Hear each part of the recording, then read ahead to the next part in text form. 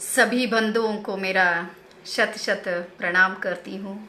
फिर से मैं आज आपके सामने आके बैठी हूँ। कुछ मेरे शब्दों को, कुछ मेरे लफ्ज़ों को लेके आपके सामने हूँ। तो फिर से मैं जगत के सारे महान आत्माओं को और उस परमात्मा को मेरा शत शत प्रणाम करती हूँ।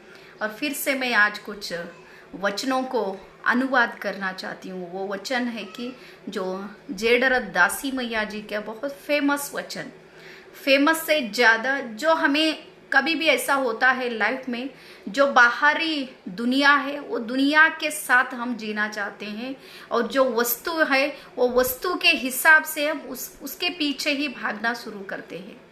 जो कोई भी आकर्षण है वो आकर्षण को हम क्या करते हैं, उसे छूना चाहते हैं, उसे पाना चाहते हैं, उसे अपने हिसाब से अपने तरफ लेना चाहते हैं।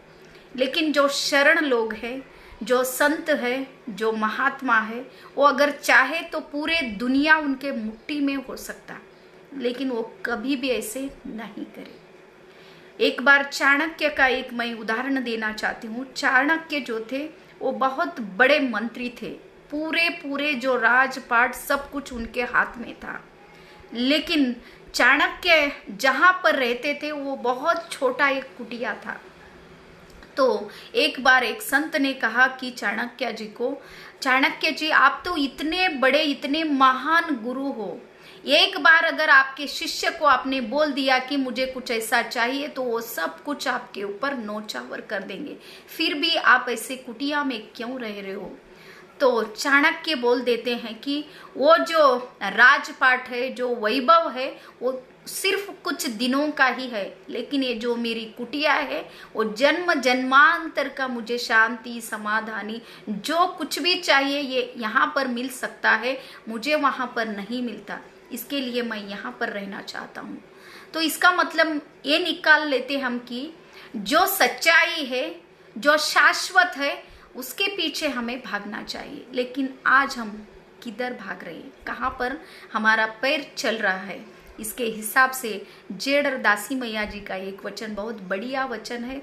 और मैं कभी भी इस वचन को आत्मविमर्श वचन बोलती हूँ। तो खुद को हमें पूछ लेना चाहिए, जांच लेना चाहिए कि सही में हमें क्या चाहिए।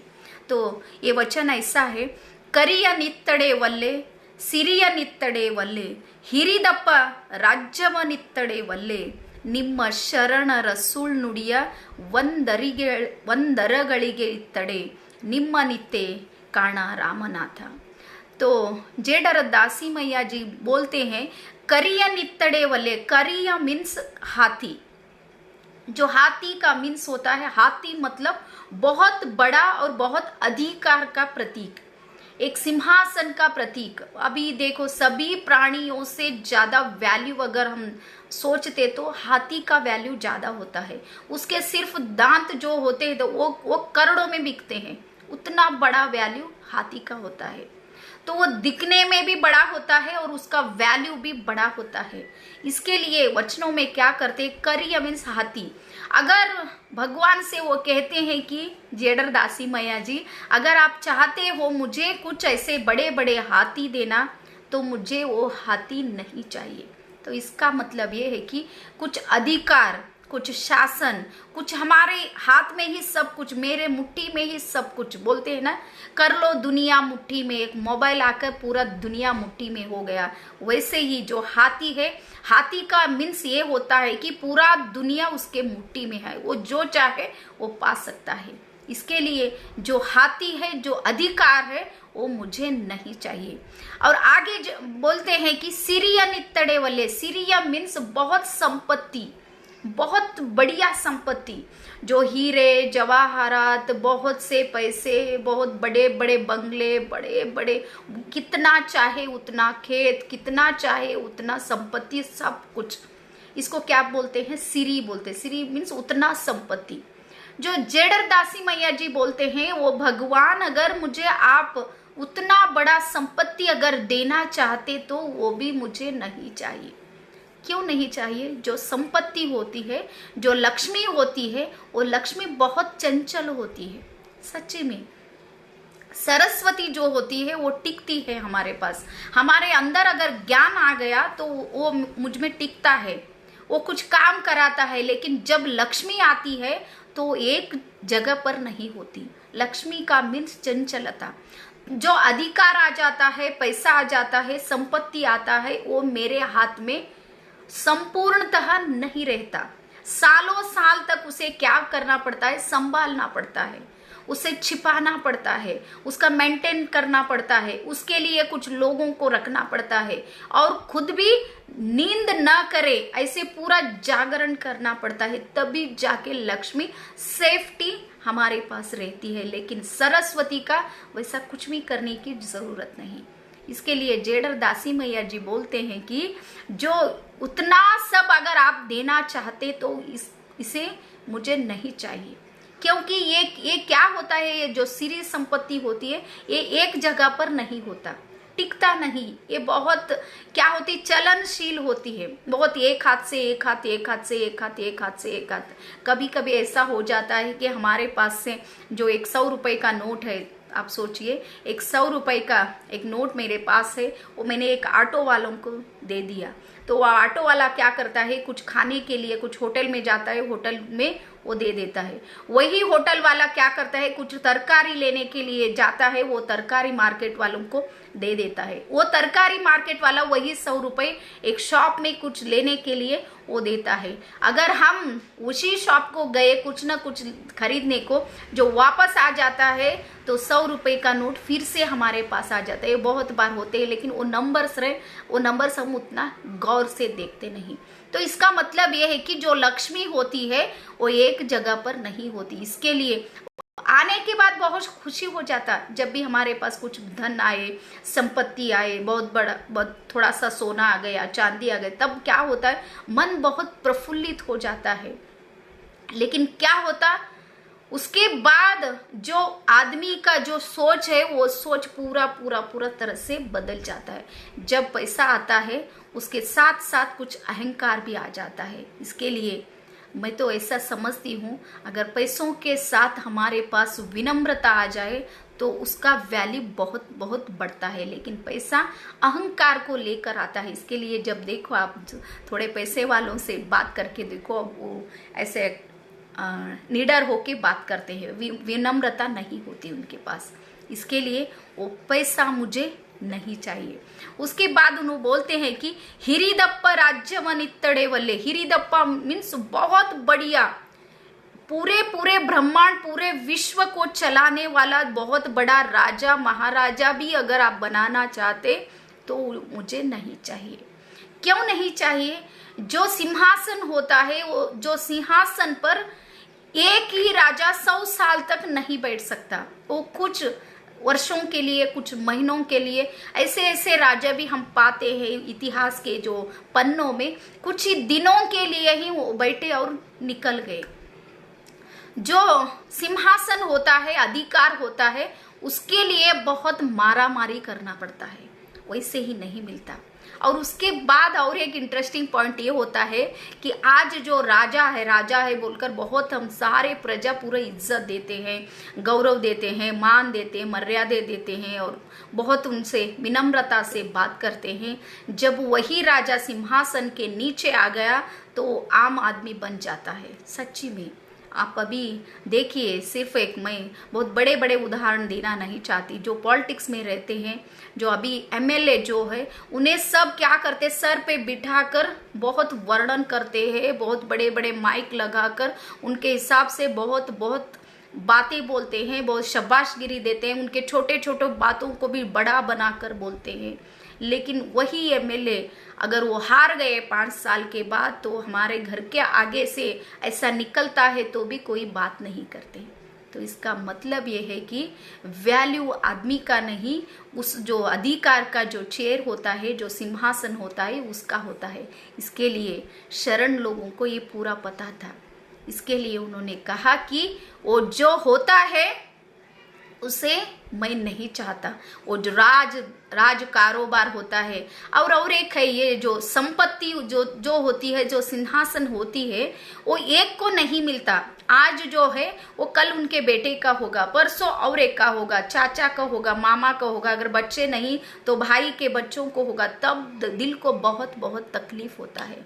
इसके लिए जेडर दासी मैया जी बोलते हैं वो हिरिदप्पा राज्य जो है, बड़ा राज्य है, जो बड़ा सिंहासन देना चाहते हैं, वो भी मुझे नहीं चाहिए। इसके लिए एक मैं दोहा बोलना चाहती हूँ। ऐसे बोलते हैं दोहाकार की, गोधन गजधन बाजी धन और रतन धन खान, जब आवत संतोष धन सब धन धुरी समान। तो इसका मतलब ये है कि हमारे पास जो भी धन है, जो हाथियों का धन है, बहुत बड़े हॉर्स जो होते हैं उनका धन है, सभी धन से भी बड़ा धन अपनी दिल की खुशी, दिल का जो संतोष होता है, वो बड़ा बड़ा बड़ा बड़ा खुशी का धन होता है। तो जो जेडर दासी मैया जी बोलते हैं ये सब कुछ मुझे नहीं चाहिए, लेकिन चाहिए क्या वो स्पष्ट करते हैं। ये नहीं चाहिए उन्हें हाथी नहीं चाहिए, अधिकार नहीं चाहिए, संपत्ति नहीं चाहिए, सिंहासन नहीं चाहिए, कुछ भी नहीं चाहिए, फिर भी उन्हें कुछ चाहिए। वो ऐसा है कि निम्न शरणर बोले तो आपके जो शरण लोग हैं, जो आपके जो पॉजिटिव लोग हैं, उनके साथ मुझे कुछ चंद मिनट, सिर्फ चंद मिनट, कुछ पूरे 24 घंटे नहीं, पूरे दिन रात नहीं, पूरे महीने नहीं, पूरे साल नहीं, दिन के कुछ चंद मिनट उनके साथ मुझे बिताने का जो वक्त मिलता है, वो वक्त चाहिए बस। उससे सिवा मुझे कुछ भी नहीं चाहिए, क्योंकि जो वक्त है वो बहुत बढ़िया है।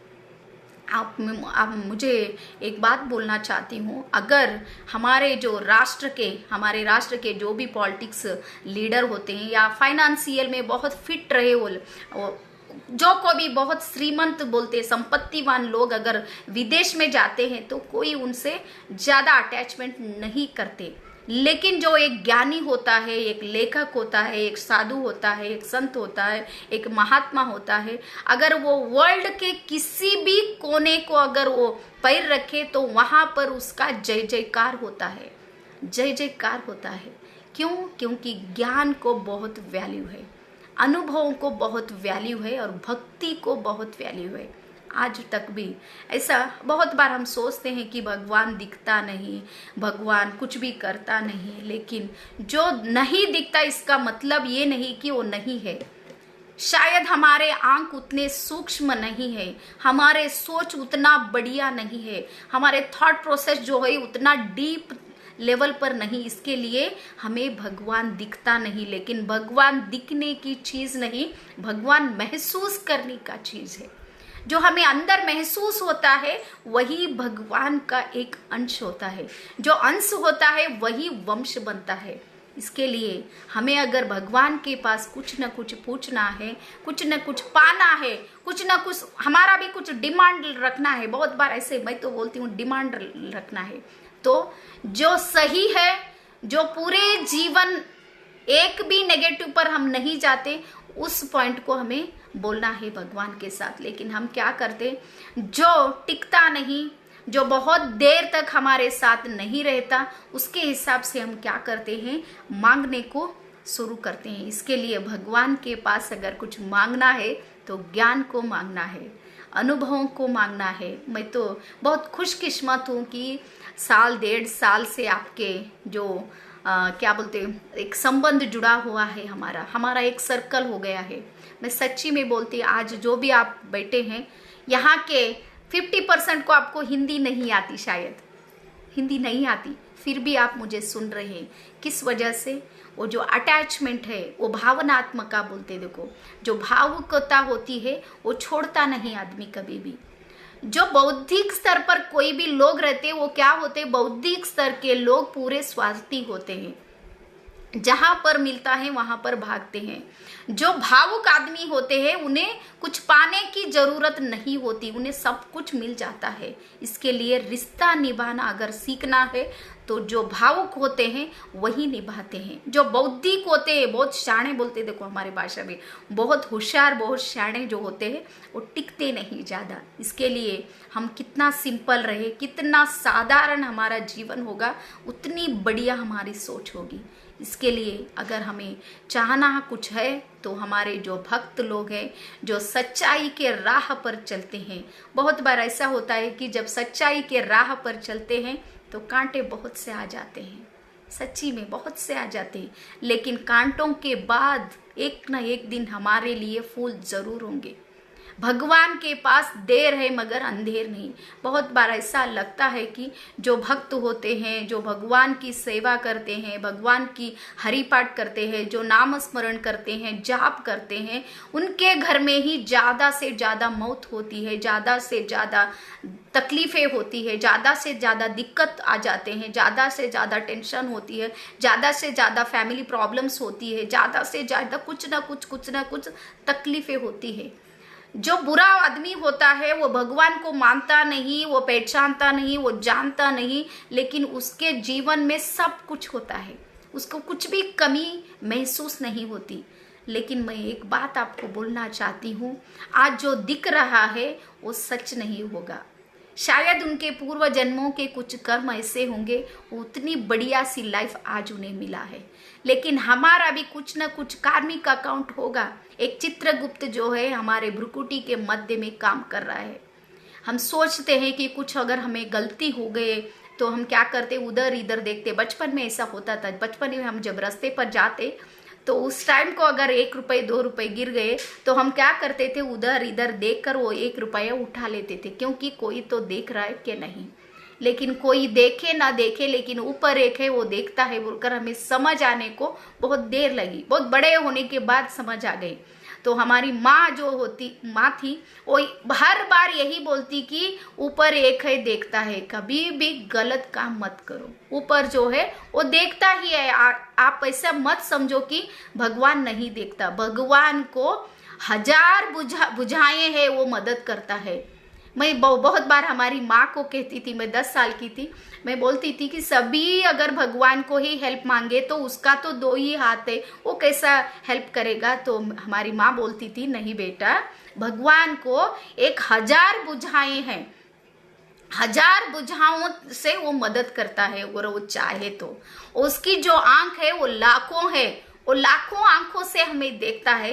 कभी ऐसा निराशा मत होना। ये जो छोटे छोटे बात थे वो दिमाग में नहीं दिल में बैठ गए, आज तक मेरे जिंदगी में वो मैं लेकर चल रही हूँ। तो एक मुझे भी थॉट आया कि जो कन्नड़ा का हमारे वचन है उसे मैं हिंदी में ट्रांसलेशन करना चाहती हूँ, क्योंकि ये जो वचन है बहुत अमूल्य है। एक एक वचन है हमारे पूरे लाइफ को चेंज कर देगी। एक एक लाइन, एक एक सेंटेंस जो है बहुत बहुत बहुत अमूल्य है। मैं सच्ची में बोलती, जब मैं ट्रेनिंग में गई थी वहां पर एक एक वचन को अगर मैं विश्लेषण करती तो वो सब दंग रह जाते, इतने बढ़िया वचन है आपके पास बोल के, लेकिन वो बढ़ रहे नहीं।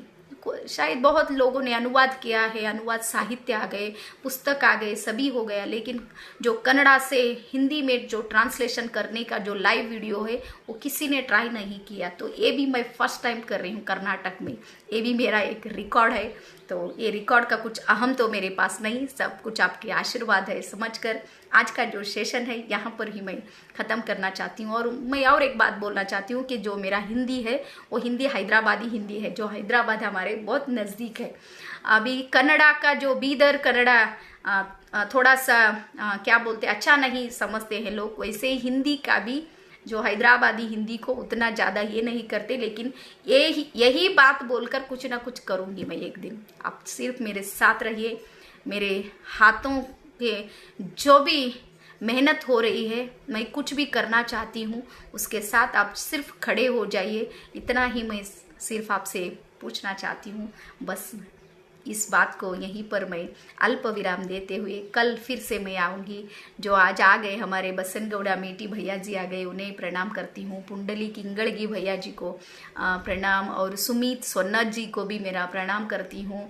और हमारे मल्लप्पा निम्बरगी भैया जी जो मेरे 500 जो लाइव सेशन है वो देखे हुए बहुत महान, बहुत बढ़िया भैया जी हमारे जो है वो मल्लप्पा निम्बरगी भैया जी है और बसवराज पाटिल भैया, वो दोनों जो है वो मेरे दोनों भुजाएं हैं बोलती हूँ। कभी भी बहुत बार मैं उन्हें याद करती हूँ तो उन दोनों को मैं और एक बार कोटि कोटि प्रणाम करती हूँ। और मैं हमारे जो रुद्रेश भाई जी है उन्हें भी मैं शरणार्थी बोलते बोलते आज का सेशन को मैं यहीं पर एंड करती हूँ। और मेरा एक रिक्वेस्ट है कि ये ज़्यादा से ज़्यादा शेयर करें, क्योंकि जो हमारे वचन साहित्य है वो एक के भी कान में अगर गए उसका जीवन पूरा चेंज होता है। जब उसका जीवन चेंज होता है कि उसका कारण आप बन सकते हैं। जो अच्छा है उसे शेयर कीजिए। बहुत बार ऐसा होता है कि कुछ लोग झगड़ रहे हैं, उस वीडियो को सब तरफ वायरल कर देते हैं, लेकिन जो अच्छा चल रहा है वो कोई देखते नहीं, कुछ नहीं। मैं कभी भी ये सोचती हूँ, जब महाभारत हो गया तो पांडव कुछ सिर्फ और सिर्फ 5 ही थे, कौरव 108 थे, लेकिन जीत किनकी हुई? पांडवों की हुई। तो हम आज जो बैठे हैं ये पांडव सेना है, देखने को बहुत छोटा है लेकिन काम बहुत बढ़िया कर रहा है। तो ये पांडव सेना को मेरा और एक बार प्रणाम करते हुए आज का मेरा सेशन को एंड करती हूँ। धन्यवाद, नमस्ते।